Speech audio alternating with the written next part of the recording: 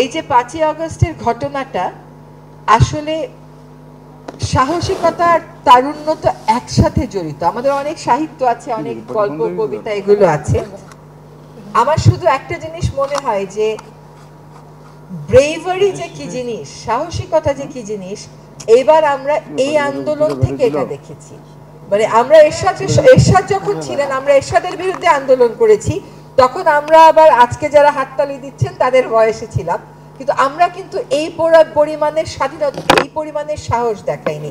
আপনার মানে কতগুলো দৃশ্য মনে হয়, ওই যে একটা ছেলেকে গুলি করলো, ছেলেটা মারা গেছে বা মারা যায়নি, তার বন্ধু তাকে টেনে নিয়ে যাওয়ার চেষ্টা করছে, বন্ধুটা তাকে ফেলে চলে যাচ্ছে না, এবং আবারও গুলি তাক করছে আইন শৃঙ্খলা বাহিনী, তারপরেও ফেলে যাচ্ছে না।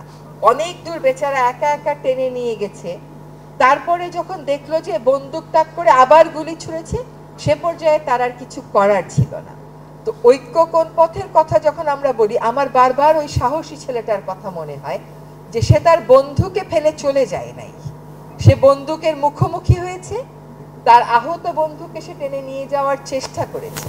তো আমাদেরও মনে রাখতে হবে, আমরা যদি ছকে ফেলা একটা রাজনীতি এইটাকে বদলানোর চেষ্টা করি, আমরা যদি সম অধিকারের কথা বলি, আমরা যদি বৈষম্য ভাঙার কথা বলি, এই যাত্রা কোনোদিনও সহজ হবে না, কোনোদিনও সহজ হবার কথা না।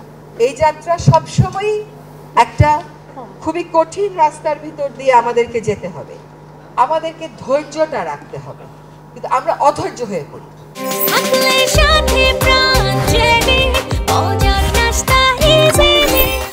তরুণ নেতৃত্বের প্রতি আমি সবসময় আস্থাশীল, সবসময় আশাবাদী। আমি যেভাবে করে ভেবে এসেছি, বা ভাই যেভাবে করে ভেবে এসেছেন, হঠাৎ করে আমরা পরিবর্তিত হয়ে যাব না, কিন্তু বড় ধরনের পরিবর্তন যদি আমরা দেখতে চাই, তাহলে সেটা তারুণ্যই আনতে পারবে। কারণ তারাই নতুন করে ভাবতে শিখেছে, তারাই একই জিনিসকে নতুন চশমা দিয়ে দেখতে শিখেছে। কিন্তু শুধুমাত্র নেতৃত্বে পরিবর্তন হয়ে গেলেই সবকিছু পরিবর্তন হয়ে যাবে, তাও কিন্তু আবার ঠিক না। কারণ পরিবর্তনটা একটা প্রক্রিয়া, কেবল আইন করে দিয়ে গেলে পরিবর্তন হয় না।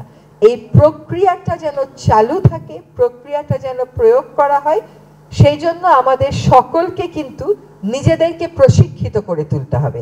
আমিও মাঝে মধ্যে মন খারাপ করে ফেলি যে আমি এত কষ্ট করি, তাও আমাকে এই কথাটা বললো।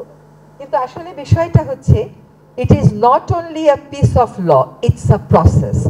এই প্রসেসে তারুণ্যের যেমন একটা ভূমিকা থাকে, একই সাথে অভিজ্ঞতারও কিন্তু একটা ভূমিকা থাকে। আর সংস্কারের জায়গায় যদি আমরা সংস্কারের বিষয়ে একমত হই, তাহলে কিন্তু একে অন্যকে প্রতিপক্ষ ভাবার কোনো কারণ নেই। প্রতিপক্ষ তখনই ভাবা হবে যখন আসলে আমরা মুখে বলি আমরা সংস্কার চাই, কিন্তু মনে মনে সংস্কারটা আসলে আমরা চাই না। তখনই দেখা যাবে যে বিভেদটা বড় হয়ে যাচ্ছে। সংস্কারের ক্ষেত্রগুলো বলে দেওয়া হয়েছে, এ সমস্ত জায়গায় যে সংস্কার প্রয়োজন, সেটার ব্যাপারে কি আমাদের ঐক্য নেই? আমরা সকলে একমত না? একমত। কিন্তু কি কি সংস্কার প্রয়োজন, কে করবে, কতদিনের মধ্যে হবে, এবং কি করলে এটা কার্যকরী হবে, আমার মনে হয় আগামী দিনগুলোতে নরমে গরমে সেই সিদ্ধান্তগুলোই আসলে আমাদেরকে নিতে হবে। কিন্তু এইবার যদি আমরা সংস্কারের প্রশ্নে পিছ পা হই, তাহলে আমি মনে করি না দেশের রাজনৈতিক যে স্টেবিলিটিটা আসার দরকার, সেই স্টেবিলিটিটা আসবে বলে।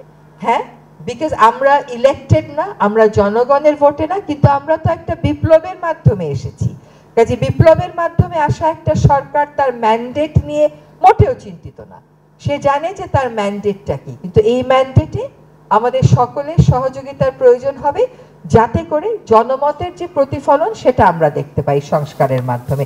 জনমতের প্রতিফলন আমরা ঘটাতে না পারি সংস্কারের মাধ্যমে, তাহলে রাজনৈতিক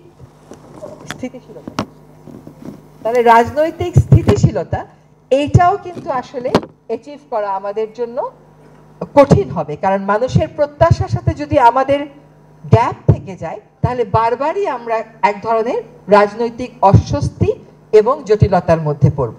আমি আশাবাদী যে এই সরকার দায়িত্ব নিয়ে যে কাজগুলো করছে, সংস্কার কমিশনগুলোর রিপোর্ট পাওয়ার পরেই আমরা পাবলিক এঙ্গেজমেন্টে চলে যাব। আমাদের মাননীয় প্রধান উপদেষ্টা বলেছেন যে উনি ঐক্যমতের জন্য একটা কমিশন করবে, সেখানে আমরা যেন মুখে যা বলি মনেও তাই থাকে, সেইটা নিয়ে যদি আমরা এগোতে পারি, এই সংস্কারটা যদি করি, বিশ্বাস করেন আমরা অন্তর্বর্তীকালীন সরকারের যে উপদেষ্টারা আছি তাদের যত না বেশি ভালো হবে, তার চাইতে অনেক বেশি ভালো হবে যারা রাজনীতি করবেন আগামীতে তাদের। বিদ্যমান রাজনৈতিক দলগুলোরও ভালো হবে এবং পরবর্তীতে তরুণ নেতৃত্ব যারা আসবার চেষ্টা করছেন রাজনীতি, তারাও আসতে অনুপ্রাণিত হবেন। একসময় অনেক তরুণ আসতে চাইতো না রাজনীতিতে, তারাও আসতে অনুপ্রাণিত হবেন। এটা এই জন্য আমি বলছি সহজ হবে, এই জন্য আমি বলছি ভালো হবে, যে তখন আমরা সকলেই জানবো যে জনগণের প্রত্যাশা কি এবং কোন প্রত্যাশার বিপরীতে আমাকে ডেলিভারি দিতে হবে। ঐক্যের পথটা সরল না, ঐক্যের পথটা আঁকাবাঁকাই হবে, ঐক্যের পথটা কঠিনই হবে, কিন্তু আমাদেরকে ওই বদ্ধপরিকর হতে হবে যে জনগণের আশার যেন প্রতিফলন আমরা দেখাতে পারি। সকলকে অনেক ধন্যবাদ।